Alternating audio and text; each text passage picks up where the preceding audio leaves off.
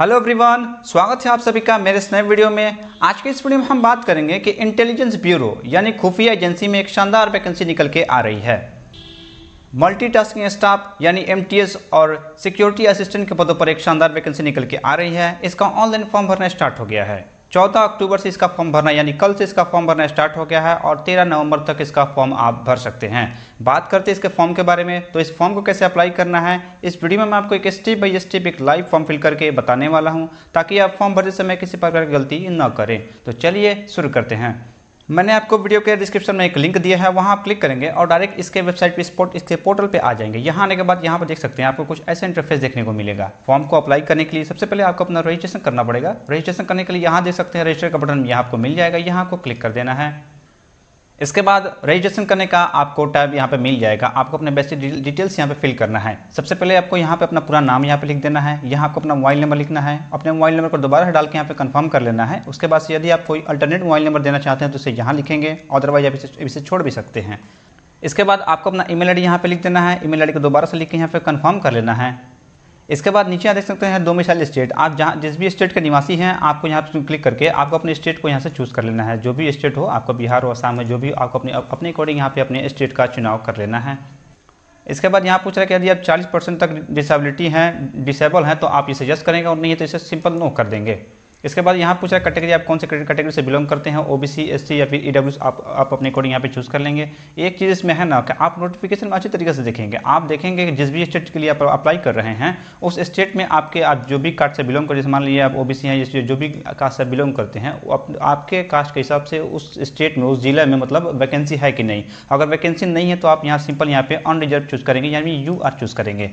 मैं इसको दोबारा से एक बार फिर से रिपीट कर देता हूं कि यदि आप जिस भी स्टेट के लिए अप्लाई कर रहे हैं वहां आप नोटिफिकेशन में देख लेंगे अच्छे से, वहां आपको डिटेल्स मिल जाएगा कौन से स्टेट में कौन सी कैटेगरी के लिए पोस्ट है या फिर पोस्ट नहीं है। बहुत सारे आपको मिल जाएंगे कैटेगरी के लिए पोस्ट किसी स्टेट में नहीं है। तो इसीलिए आपको क्या करना है उस केस में, यदि आपके कैटेगरी के हिसाब से कोई स्टेट में पोस्ट नहीं है तो आपको यहाँ पे यूआर चूज़ करना है, यानी अनरिजर्व। इसके बाद नीचे आपको यहाँ पे पोस्ट चूज़ करना है। आपको 2 पोस्ट है, एमटीएस का और एक सिक्योरिटी असिस्टेंट का। आपको अपने अकॉर्डिंग यहाँ पे चूज़ कर लेना है। इसके बाद यहाँ पे पोस्ट कोड आपको देखने को मिल जाएगा। नीचे आपको इस टर्म्स को यहाँ पे एक्सेप्ट कर इस बॉक्स को टिक आउट करके इस कैप्चा को यहाँ पर लिख करके इस री-वेरीफाई वाले बटन पे क्लिक कर देना है। इसके बाद आपका डिटेल्स यहाँ पे सब शो हो जाएगा। उसके बाद से आपको जितने भी बॉक्स दिख रहे हैं यहाँ बगल में सबको आपको ऐसे यहाँ पे टिक आउट कर लेना है। सारे बॉक्स को ऐसे जैसे मैं कर रहा हूँ आपको वैसे टिक आउट आपको करके इसके बाद री-वेरीफाई वाले बटन पे क्लिक कर देना है। इसके बाद कुछ प्राइवेसी आपसे यहाँ पे टर्म्स एक्सेप्ट करना है, यहाँ आपको एग्री कर देना है। इसके बाद यहाँ पे आपसे पूछा जा रहा है कि यदि आप ओके करते हैं तो आप किसी प्रकार का एडिट नहीं कर पाएंगे, तो काफ़ी अच्छे से आपको अपनी चीज़ों को फिल करना है। आपको इसे ओके कर देना है। इसके बाद आपका रजिस्ट्रेशन सक्सेसफुली हो जाएगा। आपको इसे ओके कर देना है और आपके मोबाइल नंबर पे, आपके दिए हुए मोबाइल नंबर पर यूजर आईडी और पासवर्ड सेंड कर दिया जाएगा। यदि ये फ्यूचर में आप कभी भी यहाँ पे लॉगिन करना चाहते हैं तो उसे यूजर आईडी पासवर्ड से यहाँ पे लॉगिन करेंगे। इसके बाद आपको आगे बढ़ने के लिए गो टू एप्लीकेशन का बटन मिल जाएगा, यहाँ आपको क्लिक कर देना है। इसके बाद आप अगले स्टेप में आ जाएंगे। यहाँ आपको अपना जेंडर बताना है कि आप मेल हैं या फीमेल हैं। उसके बाद से यहाँ आपको अपना डेट ऑफ बर्थ बताना है। जो भी आपका डेट ऑफ बर्थ हो इस कैलेंडर से आपको अपना डेट ऑफ बर्थ यहाँ पे चूज़ कर लेना है। इसके बाद यहाँ पूछ रहा है do you have domicile certificate for the SIB you are apply for, यानी आप जिस स्टेट के लिए अप्लाई कर रहे हैं वहाँ का निवास प्रमाण पत्र आपके पास है तो इसे यस करेंगे। इसके बाद पर्सनल डिटेल में आपका नाम यहाँ पे शो करेगा। यहाँ आपको अपना फादर नेम लिखना है, यहाँ मदर नेम लिखना है। उसके बाद से आपको यहाँ पे मैरिटल स्टेटस बताना है कि आप मैरिड हैं या फिर अनमैरिड है। आपको अपने हिसाब से यहाँ पे देख लेना है। इसके बाद आपको रिलीजन बताना है कि आप हिंदू हैं, मुसलमान है, क्या है, आपको अपने हिसाब से यहाँ पे भर देना है। इसके बाद यहाँ नीचे करेंगे। उसके बाद आपको यहाँ पे एग्जाम प्रीफरेंस देना है, एग्जाम सेंटर का आपको प्रीफरेंस देना है। सबसे पहले आपको अपना स्टेट चूज़ करना है, जिस भी स्टेट में आप अपना एग्जाम सेंटर देना चाहते हैं उसे यहाँ पे चूज़ करेंगे। इसके बाद आपको यहाँ पर उसी हिसाब से डिस्ट्रिक्ट चूज़ करना है, जिस भी डिस्ट्रिक्ट में आप अपना एग्जाम सेंटर देना चाहते हैं। ऐसे ही करके आपको अपना यहाँ पे 5 सेंटर यहाँ पे अपने अकॉर्डिंग यहाँ पे चूज़ कर लेना है। जहाँ भी रखना चाहते हो आप अपने हिसाब से रख सकते हैं। इसके बाद नीचे आते हैं, यहाँ पूछ रहा है कि are you person with minimum 40 disability, ये तो नो रहेगा, आपने शुरुआत में भरा था। इसके बाद पूछ रहा है यदि आप एक सर्विसमैन हैं तो इसे यस करेंगे और नहीं है तो नो करेंगे।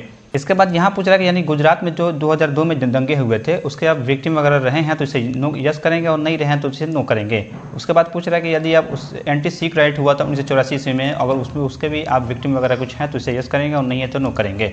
उसके बाद यहाँ पूछ रहा है कि यदि आप स्पोर्ट पर्सन हैं तो इसे यस करेंगे और स्पोर्ट्स पर्सन नहीं है तो सिंपल इसे नो करेंगे। आगे बढ़ते हैं। एसेंशियल क्वालिफिकेशन में यहाँ पूछ रहा है कि do you have possessed a valid driving licence for the motor issued by the competent competent authority, यानी ये आपके पोस्ट से रिलेटेड है तो इसे आपको यस करना ही है। आपके पास ड्राइविंग लाइसेंस कोई वैलिड अथॉरिटी से यहाँ पे आपके पास ड्राइविंग लाइसेंस रहना ही चाहिए, तो इसे आप यस ही करना पड़ेगा। यहाँ नो करेंगे ना तो आपको जहाँ देखेंगे सिंपल यहाँ लिखेंगे you are not eligible for this vacancy, यहाँ देख सकते हैं you are not eligible to apply. इसलिए आपको ये सभी चीज़ें मैंडेटरी हैं, तो आपके पास ये चीज़ें आपके पास होनी चाहिए, तो आपको यस ही करना है। इसके बाद यहाँ पूछ रहा है do you have the knowledge of motor mechanic, the candidate should be able to remove minor defective in the vacancy, यानी इसके बाद पूछ रहा है कि आपके मैकेनिक वगैरह का काम वगैरह जानते हैं तो इसे यस करेंगे। उसके बाद यहाँ पूछ रहे you have experience of driving motor car at least 1 year of training में वैलिड ड्राइविंग लाइसेंस, यानी आपके पास 1 ईयर का यहाँ पे वैलिड, यहाँ पे 1 साल का आपके पास एक्सपीरियंस होना चाहिए, जो वैलिड लाइसेंस वगैरह कुछ है आप अपने हिसाब से यहाँ पे देख लेंगे। उसके बाद यहाँ पूछ रहे you have possession of valid driving licence for the motor issued by the complete authority, वही चीज़ है आपके पास कोई वैलिड अथॉरिटी से यहाँ पे आपका ड्राइविंग लाइसेंस बना हुआ होना चाहिए। इसके बाद नीचे आते हैं डिपार्टमेंट एम्प्लॉय में, यदि आप सरकारी अधिकारी हैं या फिर सरकार के किसी डिपार्टमेंट में काम कर रहे सरकारी एम्प्लॉय हैं तो इसे यस करेंगे, और सरकारी एम्प्लॉय नहीं है तो इसे सिंपल नो करेंगे और सेव एंड नेक्स्ट वाले बटन पे क्लिक करेंगे। एक चीज़ यहाँ ऊपर में छूटा है, यहाँ देख सकते हैं नेशनलिटी में यहाँ पूछ रहा है और सिटीजन ऑफ इंडिया, इसे आपको बॉक्स में यहाँ पर टिकट यहाँ चूज़ कर लेना है। उसके बाद आगे की चीज़ें आपको देख लेनी है जैसे मैंने बताया। उसके बाद आपको सेव एंड नेक्स्ट वाले बटन पे क्लिक कर देना है।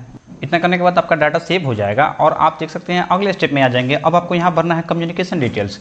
सबसे पहले आपको अपना एड्रेस लिखना है, या एड्रेस के तौर पर यहाँ आप अपना गांव का नाम लिखेंगे, बगल में आप अपने पुलिस स्टेशन और पोस्ट ऑफिस दोनों को यहाँ पे ऐड कर देंगे। इसके बाद आपको यहाँ पे कंट्री बताना है, यहाँ पे इसे इंडिया चूज़ कर लेंगे।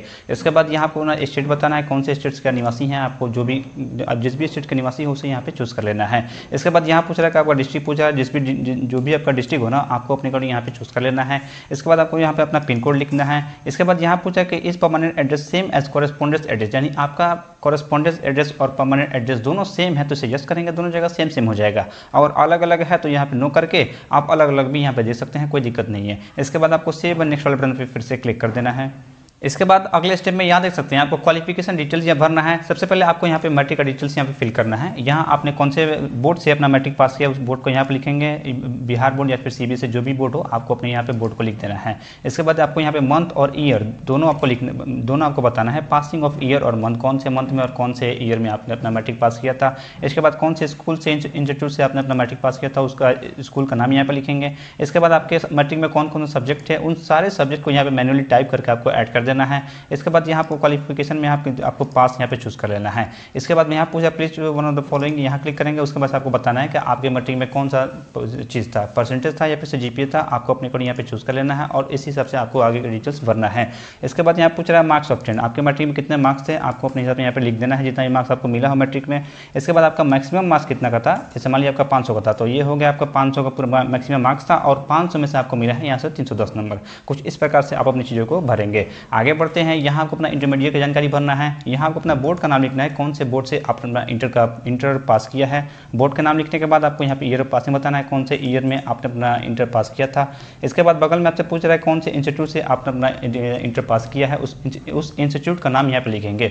इसके बाद यहाँ आपको अपना सब्जेक्ट, जैसे वहाँ मैंने बताया सारे जितने भी आपके इंटर में सब्जेक्ट होंगे उसे मैनुअली टाइप करके जो भी हो आपका सब्जेक्ट सबको बारी बारी सबको यहाँ पे लिख देना है। लिखने के बाद क्वालिफिकेशन में ठीक वैसे ही आपको पास कर देना है। इसके बाद यहाँ क्लिक करके आपको बताना है कि आपके इंटर में कौन सा चीज़ था, परसेंटेज था या फिर जीपीए था, आपको अपने अकॉर्डिंग यहाँ पे देख लेना है। पूछ रहा है कि आपको इंटर में कितना मार्क्स मिला है, यहाँ उसे यहाँ पे टाइप कर देना है और मैक्सिमम मार्क्स कितना था यहाँ पे आपको लिख देना है। इसका मतलब ये हुआ कि मैक्सिमम मार्क आपका 500 था और 500 में से 384 नंबर आपको मिला है। तो कुछ इस प्रकार से भरना है, मैंने ऊपर भी आपको डिटेल में समझा दिया है। और कहीं भी कन्फ्यूजन है इस फॉर्म भरने में तो आप हमें बेधड़क कमेंट करके पूछ सकते हैं, मैं आपके सवालों का जवाब देने के लिए तैयार हूँ और दूंगा भी। इसके बाद आगे बढ़ते हैं एडिशनल क्वालिफिकेशन में। इसके अलावा भी आपने किसी चीज़ की पढ़ाई की है, कोई भी कोर्स वगैरह किया है तो उसका यहाँ पे जानकारी बता सकते हैं। अगर नहीं की है तो आप इसे छोड़ सकते हैं, ये मैंडेटरी चीज़ नहीं है। आगे बढ़ते हैं, यहाँ पूछ रहा है कि do you have knowledge of the foreign language local language except English और हिंदी, यानी इंग्लिश और हिंदी को छोड़कर कोई फॉरेन या फिर लोकल लैंग्वेज आपको आती है ना तो इससे यहाँ पे करना है यस और उस लैंग्वेज को यहाँ पे लिख देना है। जैसे कि मान लीजिए आप बिहार से हैं तो बिहार में हिंदी इंग्लिश के अलावा भी आप भोजपुरी लैंग्वेज वहाँ के लोग जानते हैं तो वहाँ से यहाँ क्लिक करके आप यस पे क्लिक करके आपको यहाँ पे भोजपुरी का नाम यहाँ पे लिख देना है। अगर आप कोई लोकल लैंग्वेज या फिर फॉरेन लैंग्वेज नहीं जानते तो सिंपल आपको इसे नो कर देना है, कोई दिक्कत नहीं है, सिंपल चीज़ें हैं। इसके बाद नीचे आते हैं, do you have any work experience, काम करने का कोई आपके पास एक्सपीरियंस वगैरह है तो इसे यस करेंगे और नहीं है तो सिंपल नो करेंगे और आगे यहाँ बढ़ने के लिए सेव एंड नेक्स्ट वाले बटन पर क्लिक कर देंगे। इतना करने के बाद आपका डाटा सेव हो जाएगा और आपको ओके कर देना है। इसके बाद अगले स्टेप में आते हैं, यहाँ आपको अपना डॉक्यूमेंट अपलोड करना है। डॉक्यूमेंट के तौर पर सबसे पहले आपको अपना एक फोटो यहाँ पे अपलोड करना है। इसका टर्म्स एंड कंडीशन है कि आपका फोटो का बैकग्राउंड व्हाइट होना चाहिए और जो साइज़ है वो 50 से लेकर 100 KB के बीच होना चाहिए। आप इसी के अंदर अपना फोटो को साइज कर रखिएगा, काफ़ी आसानी से अपलोड हो जाएगा। अपलोड करने के लिए क्लिक हियर टू अपलोड पर यहाँ पे क्लिक करेंगे। इसके बाद पॉपअप एक ओपन हो जाएगा, यहाँ देख सकते हैं ओपन होगा। यहाँ पर आप यहाँ पे ब्राउज पे क्लिक करेंगे। इसके बाद आपका कंप्यूटर ओपन हो जाएगा और जहाँ भी आप अपने फोटो को सेव करके रखे होंगे उसे वहाँ से ओपन करके आपको अपलोड कर देना है। उसके बाद नीचे आते हैं, नीचे आपको यहाँ पे सिग्नेचर अपलोड करना है। ठीक वैसे आपको 50 से 100 KB के बीच इसका भी साइज है, इसी के अंदर आपको अपना सिग्नेचर अपलोड करना है। उसके बाद नीचे आते हैं, यहाँ आपको अपना रेसिडेंस यहाँ निवास प्रमाण पत्र आपको अपलोड करना है। इसका साइज जो है 100 KB से लेकर के 1 MB तक है, जिसका साइज बड़ा है। इसके 100 KB से लेकर 1 MB के बीच अपने चीज़ यहाँ पे निवास प्रमाण पत्र को रखेंगे और काफ़ी आसानी से अपलोड हो जाएगा। इन सभी चीज़ों को अपलोड करने के बाद यहाँ देख सकते हैं, यहाँ फॉर्म भी आपको देखने को मिल जाएगा। इसके बाद ऑनलाइन मोड को आपको चूज़ करना है और इन सारे बॉक्स को ऐसे टिक आउट करके, चारों पांचों बॉक्स को यहाँ पे टिक आउट करके, ठीक है, ऐसे आपको टिक आउट करके उसके बाद इस कैप्चा को यहाँ लिख करके इस प्रीव्यू वाले बटन पे क्लिक कर देना है। आपने जो भी अभी तक अपना डिटेल्स यहाँ पे भरा है वो सारा यहाँ पे प्रीव्यू के तौर पर आपको देखने को मिल जाएगा। आपको इसे ओके कर देना है। इसके बाद सबमिट करने से पहले आपको ऊपर जाना है और जो भी आपने डॉक्यूमेंट अपलोड किया है ना उस सबको यहाँ पे व्यू करना है बारी बेस। यहाँ देखिए व्यू अपलोड, व्यू का ऑप्शन यहाँ क्लिक करेंगे और यहाँ पे आपका डॉक्यूमेंट अपलोड ओपन हो जाएगा और आपको अपनी चीज़ों को यहाँ पर देख लेनी है। उसके बाद कट कर देना है। तीनों चीज़ों को इसी बारी बेस से देख लेना है और कट कर देना है। व्यू करेंगे तभी आपको सबमिट हो पाएगा। यहाँ ऐसे करके बारी बारी से आपको व्यू कर लेना अपनी चीज़ों को। यहाँ देख सकते हैं बारी बारी से सब यहाँ पे व्यू मैंने कर लिया है। इसके बाद व्यू करने के बाद यहाँ जाएंगे और सबमिट वाले बटन पर क्लिक करेंगे। क्लिक करने के बाद आपके सामने छोटा सा इंस्ट्रक्शन खुल जाएगा, आप इसे एग्री करेंगे। इसके बाद ये आपको सीधा ले जाएगा पेमेंट गेटवे पर। वहाँ से अब आपको अपना पेमेंट जमा करना है। जो भी आपकी कैटेगरी हिसाब से यहाँ पे फॉर्म भी है उसे यहाँ पे जमा करना है। बहुत सारे ऑप्शन देखने को मिल जाता है, debit card, credit card, net banking, जिसमें वाले से अपना पेमेंट करना चाहते हैं। यूपीआई वाला सबसे आसान है। यूपीआई से करना चाहते हैं तो यूपीआई पे सिंपल क्लिक करेंगे। इसके बाद आप अपने यूपीआई आईडी से पेमेंट करना चाहते हैं तो पहले वाला ऑप्शन चूज़ करेंगे और क्यूआर कोड से स्कैन करना चाहते हैं तो क्यूआर कोड पे यहाँ पे चूज़ करेंगे और आपके सामने क्यूआर कोड जनरेट हो जाएगा और उस क्यूआर कोड को स्कैन करके आपको सिंपल सा पेमेंट कर देना। ये बहुत ही आसान होता है। मैं ज़्यादातर इसी से अपना पेमेंट किया करता हूँ। यहाँ इस क्यूआर कोड को बस आपको स्कैन करना है और पेमेंट कर देना। आपका पेमेंट यहाँ पर सक्सेसफुली हो जाएगा और आपका फॉर्म फाइनली सबमिट हो जाएगा। तो ये था ये प्रोसेस कि इंटेलिजेंस ब्यूरो यानी खुफिया एजेंसी का फॉर्म आपको कैसे अप्लाई करना है। वीडियो अगर अच्छी लगी तो वीडियो को लाइक कीजिएगा। चैनल पर यदि पहली बार है तो चैनल को सब्सक्राइब कर लीजिएगा। आज के लिए बस इतना ही। मिलते हैं किसी नेक्स्ट वीडियो में। Thank you for watching.